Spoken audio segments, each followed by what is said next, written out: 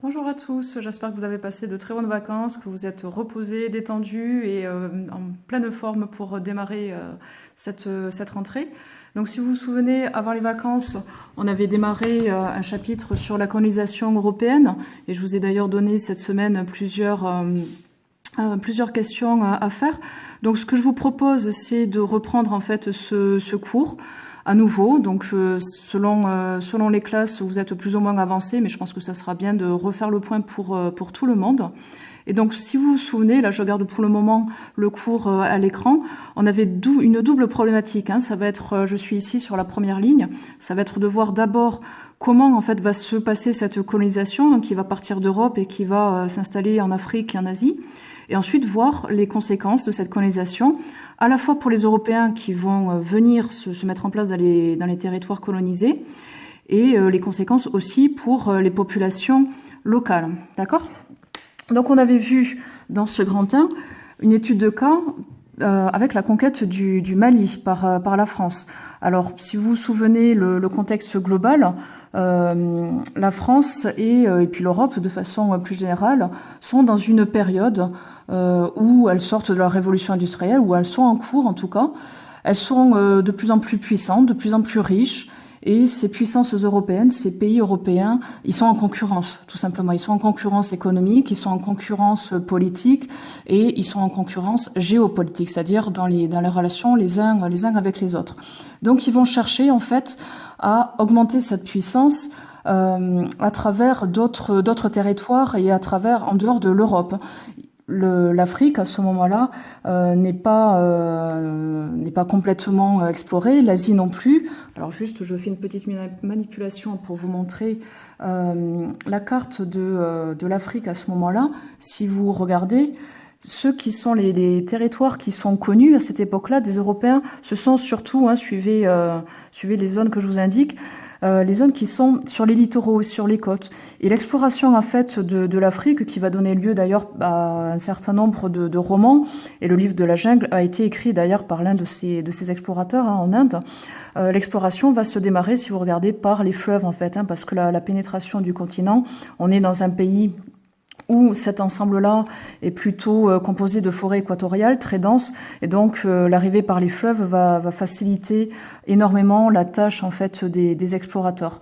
Donc quand on arrive à la fin du 19e, l'Afrique, et on va surtout travailler sur l'Afrique, un petit peu moins sur l'Asie, mais c'est le même principe pour l'Asie, l'Afrique n'est pas encore complètement connue des Européens et ils vont justement rentrer par les fleuves, par les littoraux et remonter en fait complètement l'intérieur des terres jusqu'à l'exploiter, le coloniser et enfin se le partager. À ce moment-là, lors du partage, on se rend à 1885. D'accord ? Donc je reviendrai sur une autre carte pour vous montrer ensuite les ressources.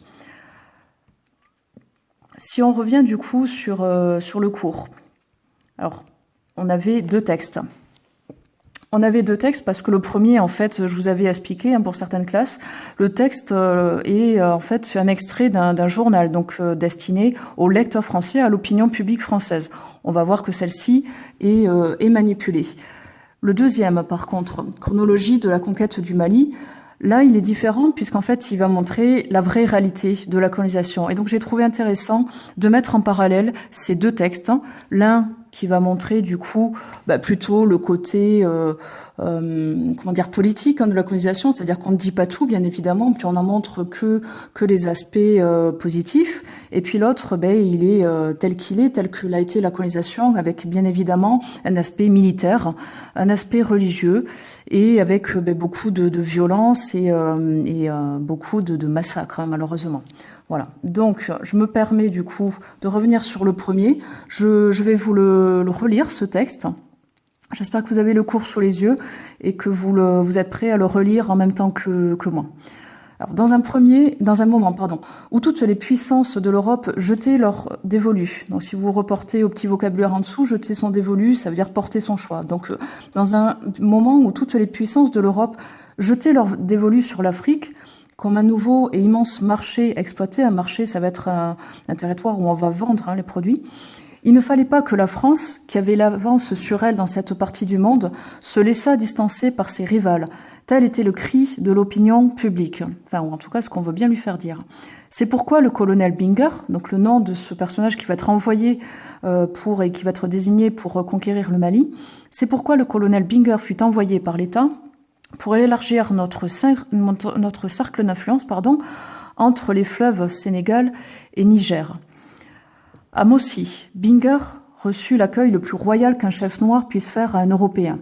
Il reçut beaucoup de vivres, donc les vivres ce sont des aliments, et même un cheval de race. Quelques semaines après, Binger signait avec un autre chef local, Karamoko Oulé, un traité qui plaçait ces États sous notre protectorat, favorisait notre commerce à l'exclusion de toute autre nation et autorisait les missionnaires et les marchands français à venir s'établir dans le pays. Par ailleurs, il existe beaucoup d'or dans cette région. Binger affirme qu'il ne s'est jamais passé un jour sans qu'il n'ait vu des paiements en or. On trouve fréquemment des pépites de 1 à 18 grammes. Donc vous avez bien compris que c'est ça qui va intéresser les Français. Le journal en question, il s'appelle Le Temps. C'est un journal assez classique, courant à l'époque. Il a été écrit en mars 1890, donc on est vraiment à l'extrême fin du 19e. Et si je reviens sur les mots que vous avez en vert ci-dessous, protectorat, ce ne sera pas un mot à prendre, mais c'est quand même un mot à connaître. Ça va être en fait une forme de territoire colonisé où on va quand même laisser une certaine latitude et un certain nombre de compétences, on va dire, aux gens qui sont colonisés. On va les laisser en partie gérer leur territoire, mais on va quand même les coacher, entre guillemets, hein. On garde quand même la main mise sur ces territoires. Et les missionnaires, ça c'est un mot par contre qu'il faut connaître, parce qu'il est indissociable en fait du mouvement de colonisation de l'Afrique et de l'Asie. Les missionnaires, ce sont tout simplement les noms des prêtres qui partaient en mission du coup, et qui étaient envoyés pour justement convertir les populations au christianisme. D'accord ? Alors, si on revient du coup, j'espère que vous arrivez à me suivre et que c'est bon pour vous, on passe au niveau des questions. Que se passe-t-il en Europe à la fin du 19e ?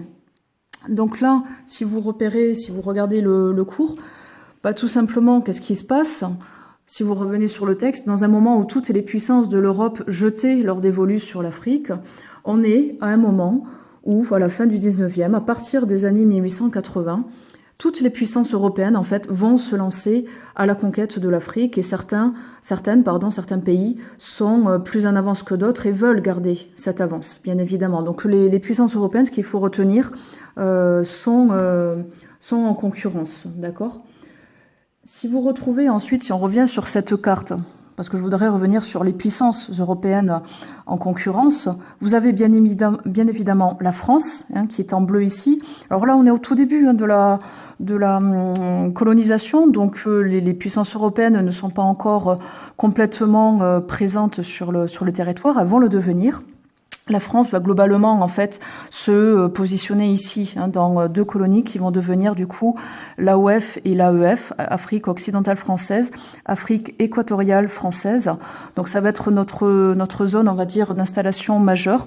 On va être attiré par en fait des ressources, comme vous avez pu le comprendre à travers ce document. J'essaie de zoomer la carte que je vous montre en même temps sur l'écran. Donc tout ce que vous avez ici, en fait, ce sont des réserves d'or, des minerais d'or. Donc bien évidemment, c'est ça qui va intéresser les Français dans cette partie-là du monde. Vous avez aussi ici, en Algérie, puisque ça va être aussi l'une de nos colonies, au Maroc également, vous avez des réserves de pétrole. Et bien évidemment, si vous vous souvenez de notre cours sur la révolution industrielle, le pétrole va faire partie de la nouvelle source d'énergie à la fin du 19e. Il va remplacer le charbon et on va créer les moteurs explosion. Ça va être en fait le moyen de développement des transports et ces transports vont se développer bien évidemment à très très grande échelle. Donc ça intéresse les Français. Il y a tout un tas d'autres ressources qui vont intéresser les Européens et qui intéressent les Européens encore aujourd'hui, mais des minéraux qui, si vous vous souvenez, rentrent dans la composition de l'iPhone et qu'on connaît pas forcément correctement.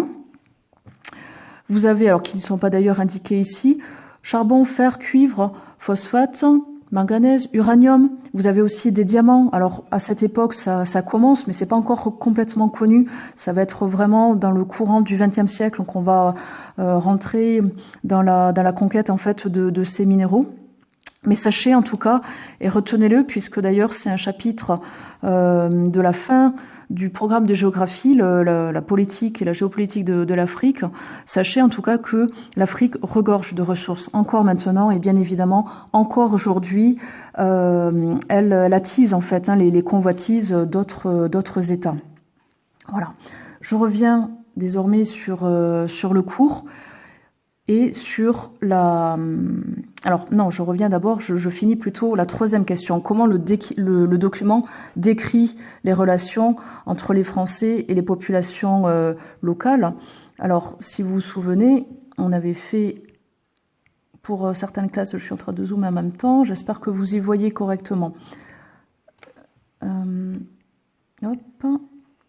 Là, je vais rezoomer du coup, excusez-moi. Voilà, qu'on y voie correctement. Donc comment le document, le texte, décrit les relations entre les Français et les populations locales? À croire le texte, en fait, on a l'impression que ce colonel Binger, il est accueilli avec beaucoup de sympathie. On lui donne des cadeaux. C'est un accueil très royal. Là, je cite le texte. Et à lire le texte, en fait, on a la sensation que tout se passe bien et qu'ils sont contents, Français comme Maliens, d'être mis en contact, de signer des traités de commerce, favoriser notre commerce à l'exclusion de toute autre nation. On laisse aussi ici les marchands français s'installer. On laisse aussi les missionnaires